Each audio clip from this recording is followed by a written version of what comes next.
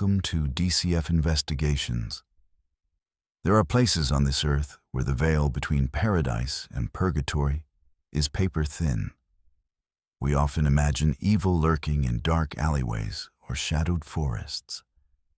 But sometimes, the darkest deeds occur under the brightest sun, amidst turquoise waters and white sands. We are taking you back to the early summer of 2005, to the island of Aruba. It was meant to be the ultimate celebration of freedom and future potential. A rite of passage for American teenagers bidding farewell to childhood.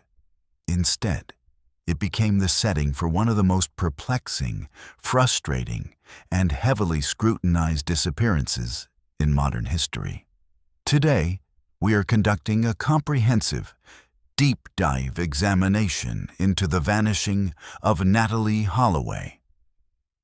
A case that exposed the fragility of justice, the power of privilege, and the enduring agony of a family left with nothing but questions. To truly understand the weight of this tragedy, we must first look at the young woman at the center of the storm. Natalee Ann Holloway was not just a name on a missing persons flyer. Born in 1986 in Memphis, Tennessee, and raised in Mountain Brook, Alabama, she was the embodiment of the all-American girl with a promising future. Mountain Brook is an affluent suburb of Birmingham, a community where expectations are high and success is the standard. Natalee met and exceeded those standards.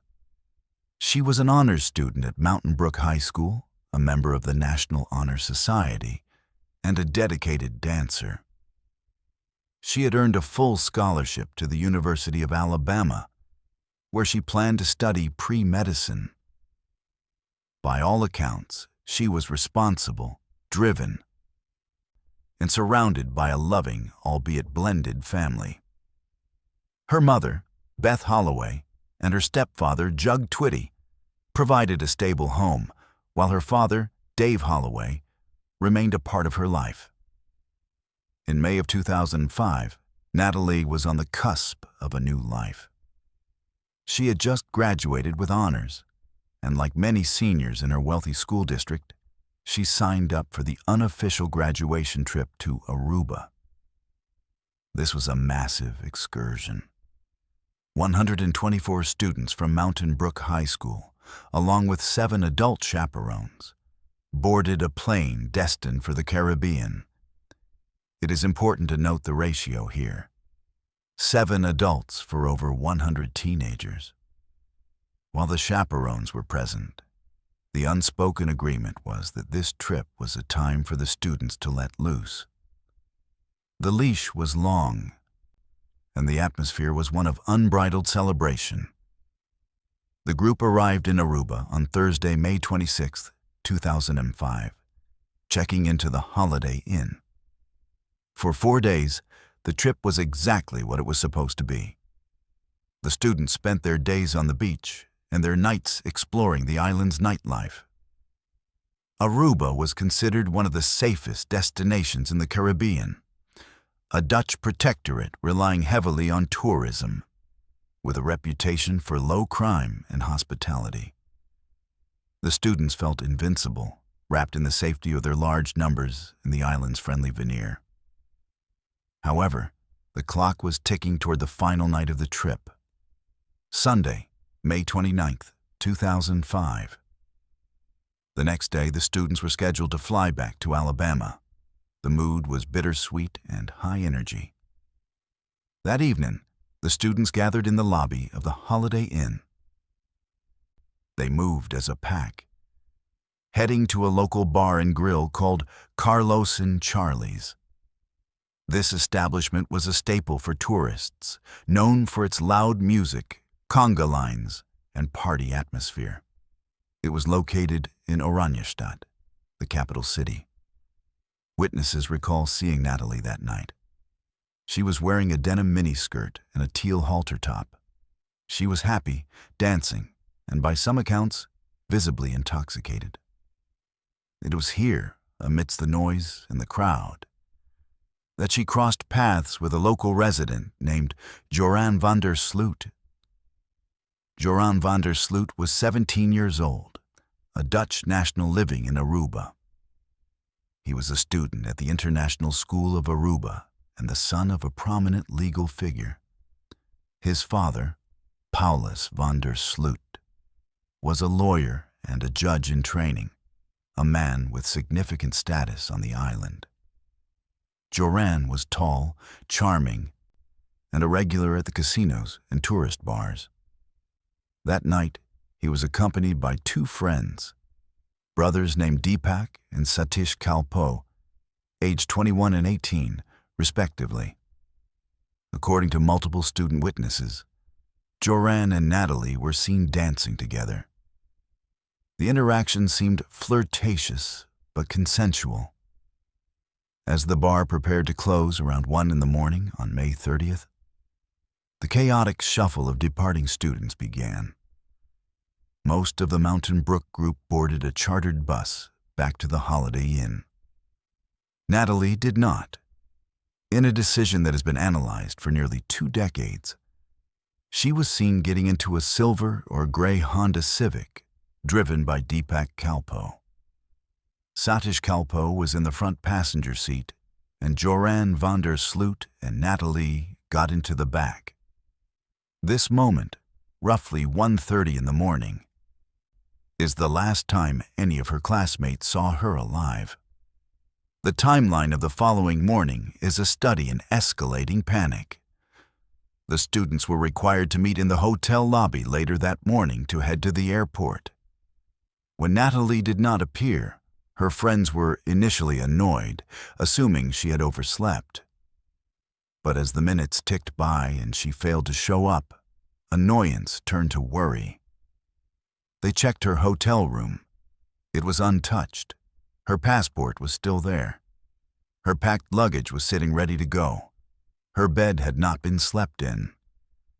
One of the chaperones immediately called Beth Holloway in Alabama. The time was roughly 11 a.m. Eastern Time. The message was devastatingly simple. Natalee missed the flight. She never came back to the room. Beth Holloway's reaction was immediate. She did not wait by the phone. She and her husband, Jug Twitty, boarded a private jet provided by a friend and flew to Aruba, arriving that same evening. They were not coming as tourists. They were coming as parents on a warpath. Upon landing, they went straight to the Aruban police. But they were met with a frustratingly relaxed attitude. The local authorities suggested that Natalee was likely just partying with a boy and would return when she was ready.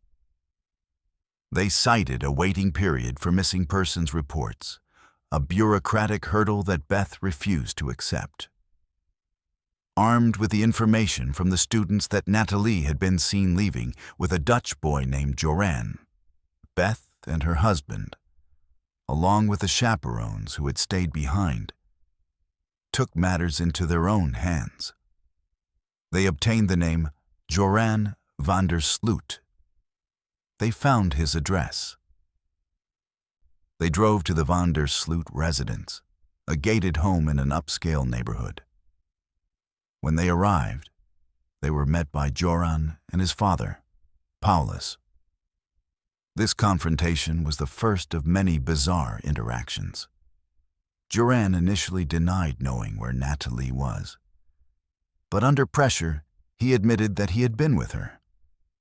His story, the first of many versions, was that he and the Kalpo brothers had taken Natalee to the California Lighthouse, a scenic and secluded area on the northern tip of the island, to see the sharks. He claimed they stayed there for a while, and then, around 2 a.m., they dropped her off at the Holiday Inn. He stated that as he drove away, she was walking toward the lobby. This story had immediate holes. The security cameras at the Holiday Inn showed no sign of Natalee returning. The lobby was staffed, and no one saw her. Furthermore, the timeline Joran provided was tight and inconsistent with the distance traveled. The police, finally spurred into action by the pressure from the Holloway family and the American consulate, began to investigate. On June 9, 2005, 10 days after the disappearance, Joran van der Sloot and the Kalpoe brothers were arrested. The premise was suspicion of kidnapping and murder. The island of Aruba, usually a picture of tranquility, was suddenly the center of a global media firestorm. American cable news networks descended on Oranjestad. Hosts like Greta Van Susteren and Nancy Grace broadcast nightly from the island, dissecting every move of the Aruban police. The contrast between the American demand for swift, aggressive justice and the Dutch legal system's methodical, privacy-focused approach created immense friction. In the Dutch system, suspects can be held without charge for initial periods, but there must be substantial evidence to keep them detained long-term. During the initial interrogations, the stories of the three young men began to diverge. The Kalpoe brothers admitted that they had dropped Joran and Natalee off at a beach near the Marriott Hotel, not the Holiday Inn, as Joran had claimed. They said they left the two of them alone on the beach. This contradiction was a major red flag. Why lie about the drop-off location? Joran eventually amended his story. He admitted that the Kalpoes dropped him and Natalee off at the beach near the fishermen's huts. He claimed they made out on the beach, but that he eventually left her there because she wanted to stay behind. He claimed he walked home, leaving a drunk teenage girl alone on a dark beach in a foreign country. This admission alone painted him as callously negligent. But it wasn't a confession of murder. The police conducted massive searches. Hundreds of volunteers, Aruban military personnel, and even F-16 jets with specialized imaging equipment scoured the island. They searched the sand dunes near the lighthouse. They drained a pond near the racket club, where Joran sometimes played tennis. They searched the landfill. No trace of Natalee was found. Not a shoe, not a piece of clothing, nothing. The lack of physical evidence became the defining struggle of the case. Without a body and without a confession, the Aruban judges were hesitant to hold the suspects indefinitely. In July 2005, the Kalpoe brothers were released due to lack of evidence, only to be rearrested and released again. Joran remained in custody longer, but by September 2005, he too was released. He was free to walk the streets, a decision that enraged the Holloway family and baffled the American public. The years that followed were a psychological torture for the Holloway family. Beth Holloway became a fixture in the media, keeping Natalee's face on television screens across the world. She wrote books, founded safety organizations, and never stopped hunting for the truth. Meanwhile, Joran van der Sloot seemed to revel in the notoriety. He gave interviews where he would tease information only to retract it. He was caught on hidden cameras by journalists and private investigators making shocking claims. One of the most infamous incidents occurred in 2008, when a Dutch crime reporter, Peter R. de Vries, orchestrated a sting operation. He planted undercover operatives who befriended Joran. In a car rigged with hidden cameras and microphones, Joran was recorded smoking marijuana and boasting about the night Natalee died. He told the operative that Natalee had a seizure or a reaction while they were on the beach. He claimed he panicked and called a friend, a mysterious figure who has never been identified, to help him dispose of the body. He said they took a boat out to sea and dumped her remains. When this footage aired, it was viewed by millions. It seemed like the smoking gun. But the Aruban prosecutors reviewed it and determined that without corroborating evidence, without a body or a boat record, it was legally insufficient. They argued that Joran could be lying to impress a friend, a trait he had demonstrated before. The case remained stalled. However, the story of Joran van der Sloot was far from over. The darkness inside him was growing. In 2010, 5 years after Natalee vanished, the case took a twist that no one saw coming. Joran reached out to the Holloway family through a lawyer. He offered a deal. For $250,000, he would reveal the location of Natalee's body.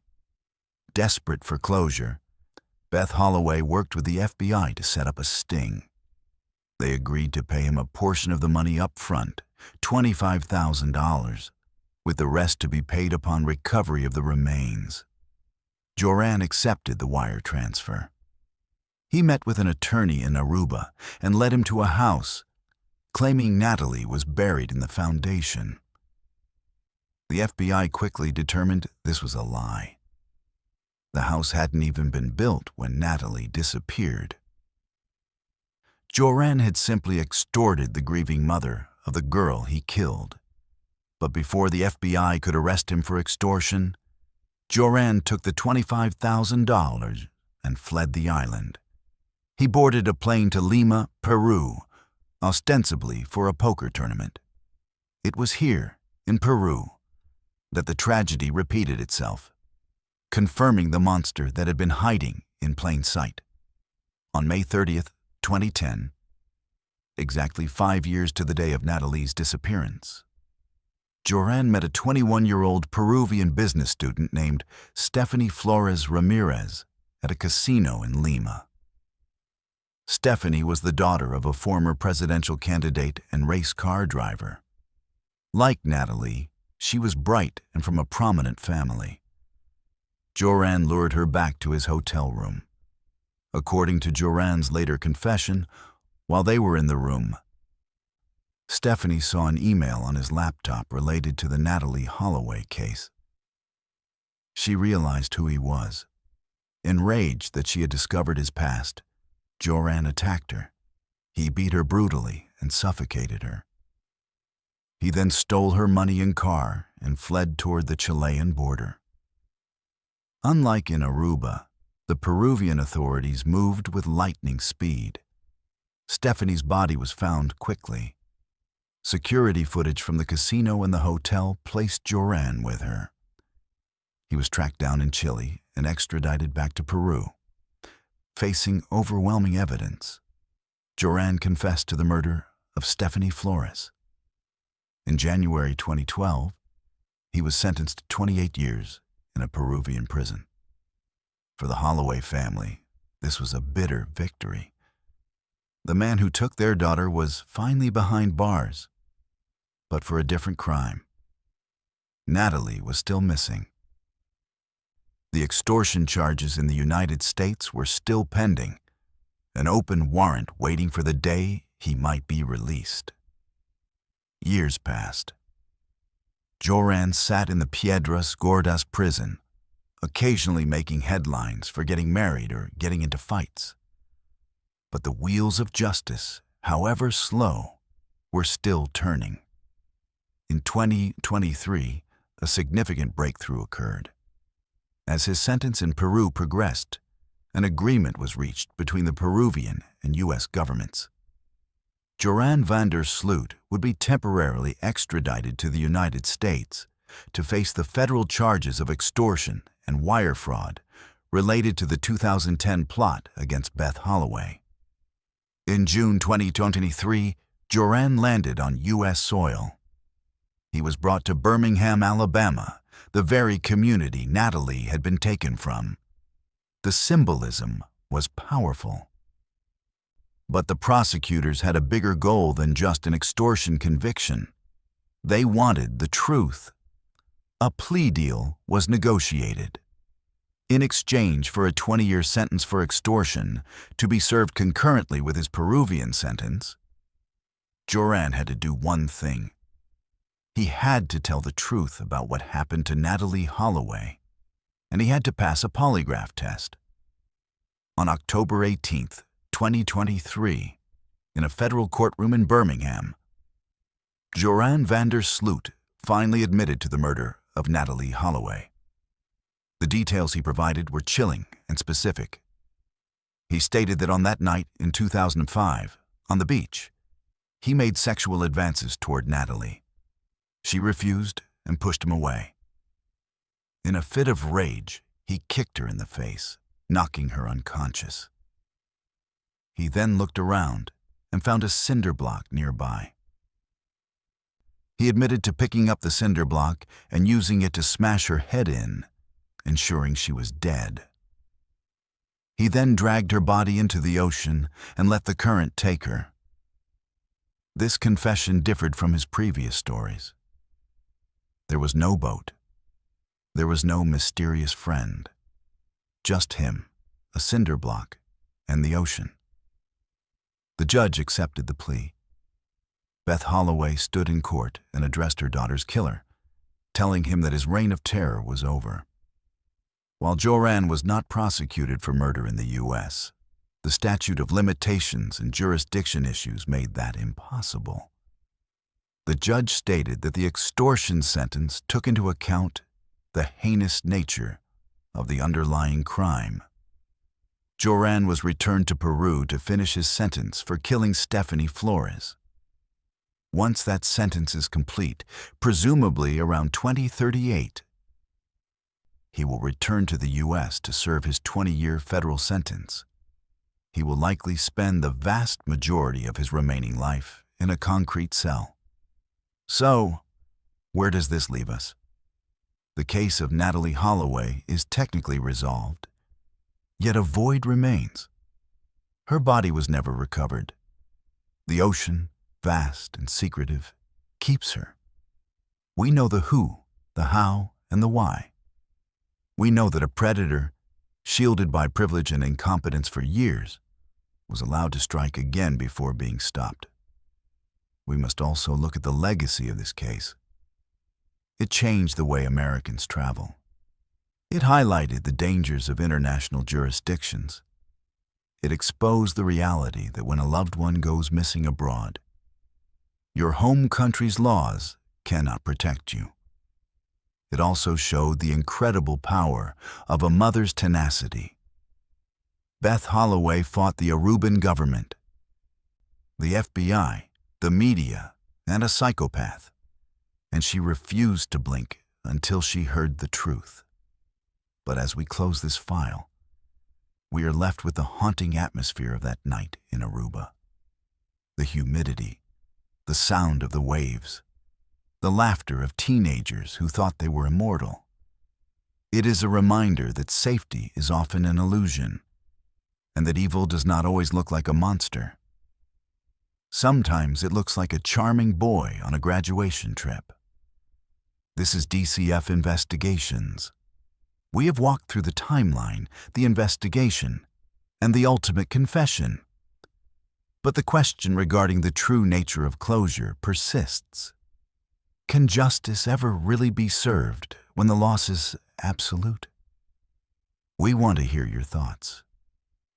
Do you believe Joran's final confession about the cinder block? Or is it just another manipulation to secure a plea deal? Let us know in the comments below. Stay vigilant, stay safe, and keep seeking the truth.